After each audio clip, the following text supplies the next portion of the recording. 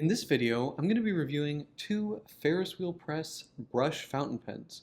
I'll go over the specs, I'll do a writing sample, and I'll tell you what I like and don't like about each of these fountain pens coming up. Blake here with Blake's Broadcast. On this channel, I review fountain pens, paper, and ink, and as always, I put links in the show notes in the description below. And if you haven't already, please hit that subscribe button, it really helps out my channel. Alright, let's get on with the review.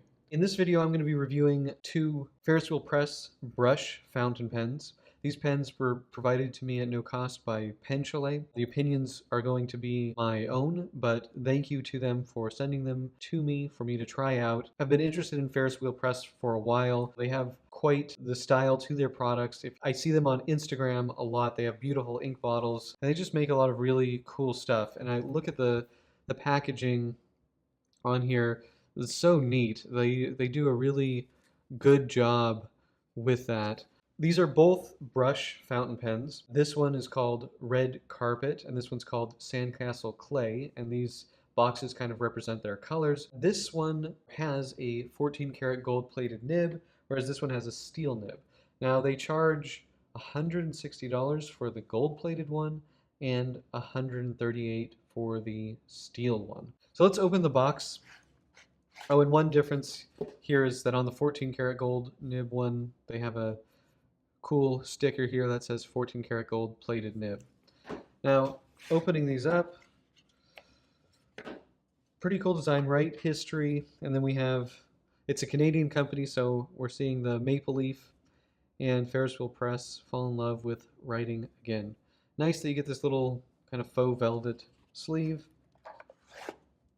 and it's the same here. Okay, let's start with the Sandcastle Clay color. I really like this color.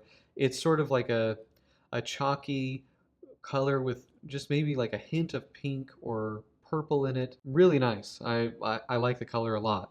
Now, both of these pens are all brass construction.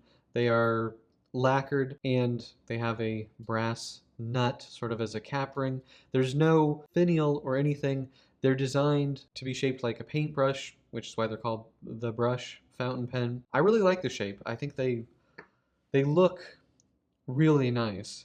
Now, unscrewing the cap, one thing I have found, and I just did it on this one, is that if you don't tighten the section onto the body with a little bit of force, when you unscrew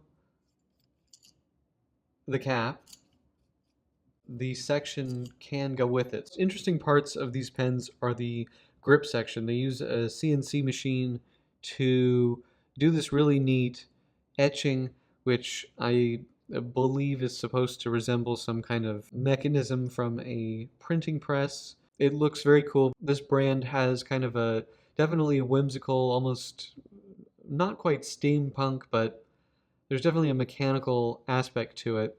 And along the edge here it says designed in Canada. They're a Canadian company. It says on the box here that designed and assembled in Toronto. I'm not 100% sure what assembled means. I know that in the past the brush was made in China. I don't know if that's changed or not. Anyway, really cool looking section. This was definitely a unique look to it. It is brass. I haven't used this one as much as the red one, and I've been using them for a couple of weeks, but I'm actually not getting too much patina on the grip section. On the cap rings, I notice more of it growing as I use it, but the grip section seems to be a bit slower to patina. Now, looking at the nib, we have another fun design, fun lettering here, which says Ferris Wheel Press.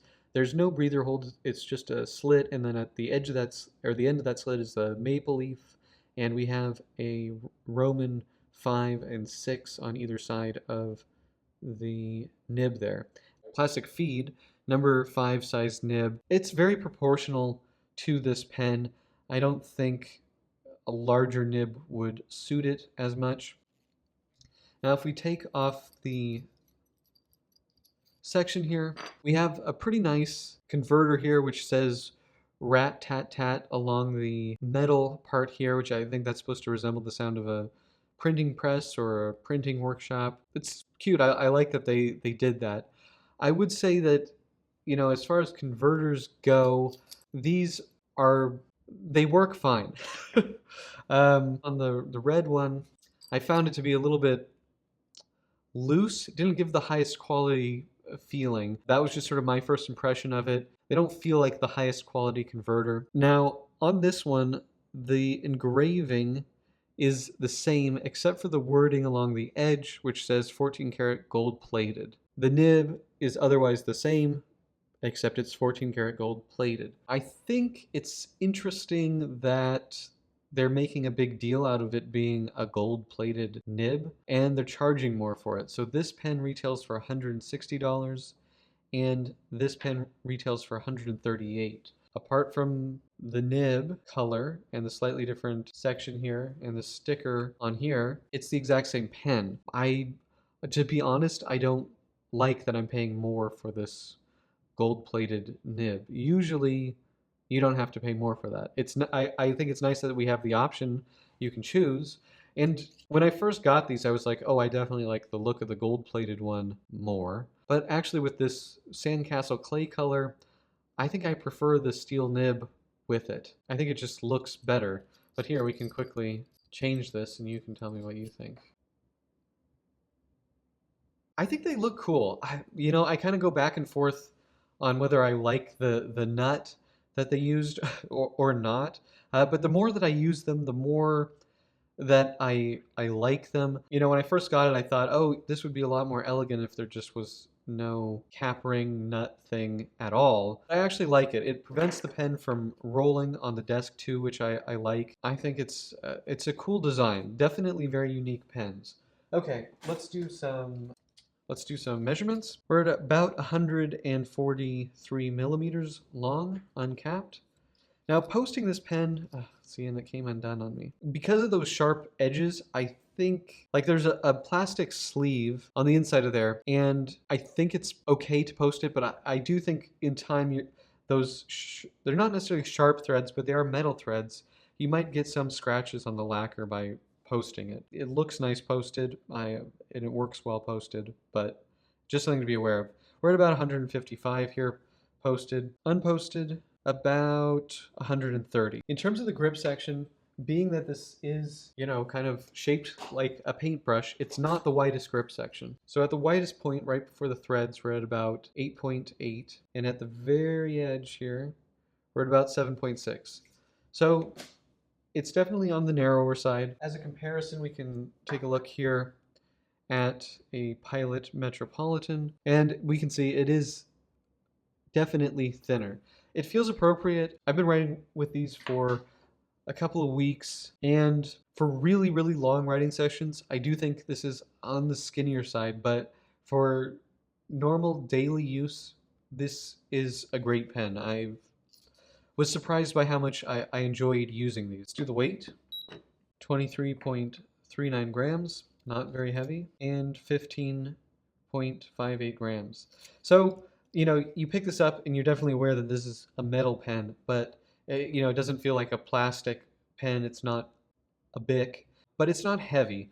And that really adds to the comfort, especially because it is a thinner pen. Having that weight not too high really makes a difference. And I do find this pen to be quite comfortable. I'm going to be doing the writing sample on a Papermind Mitsubishi bank paper notebook. These notebooks are awesome with fountain pens. And for Blake's Broadcast viewers and subscribers, you can get 10% off with code BB10 at checkout. All right, let's do it. So this is the Ferris Wheel Press Brush fountain pen, and this is Urban Violet pens. Okay.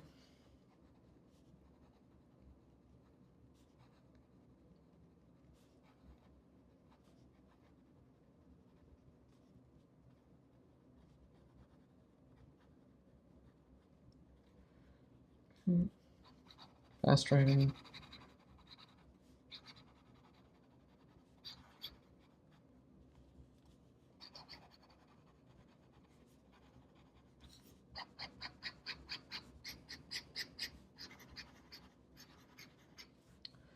Performance is really good.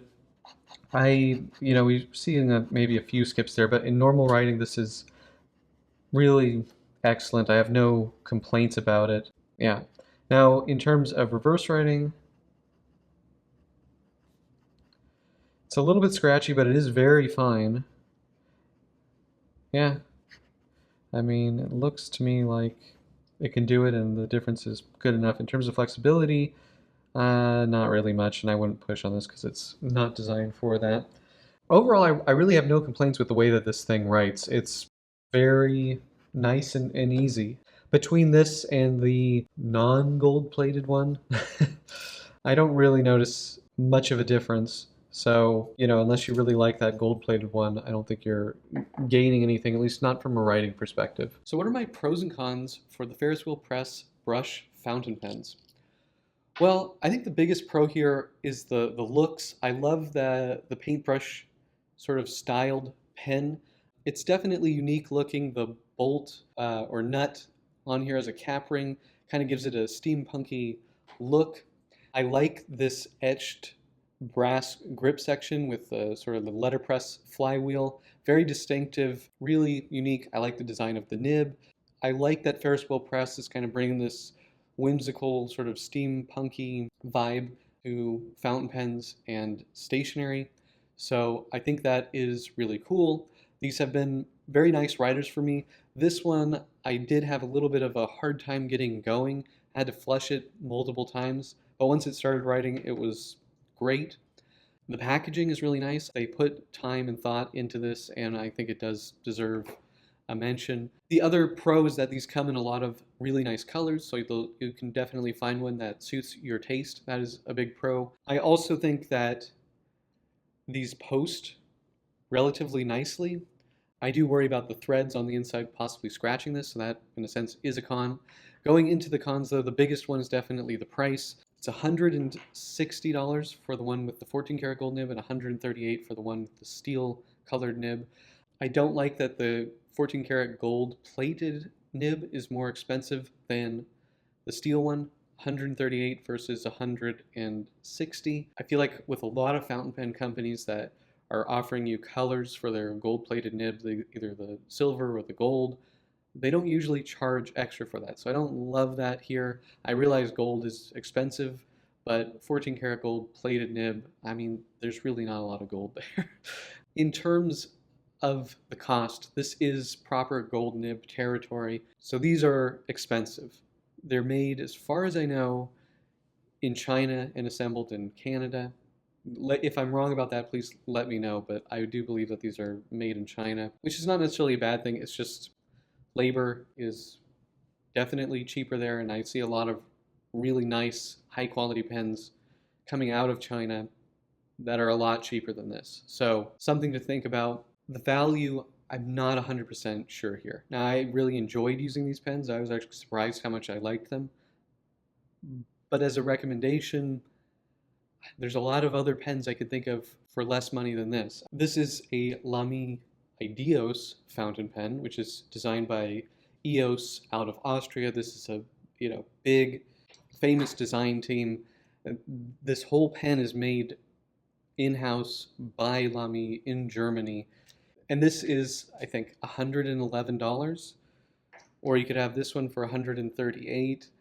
I just think there's more here, even though I do really like this pen. Okay, so that's it. Do you guys have this pen? Do you like this pen? Let me know in the comment section below. If you like this video, please hit that like button.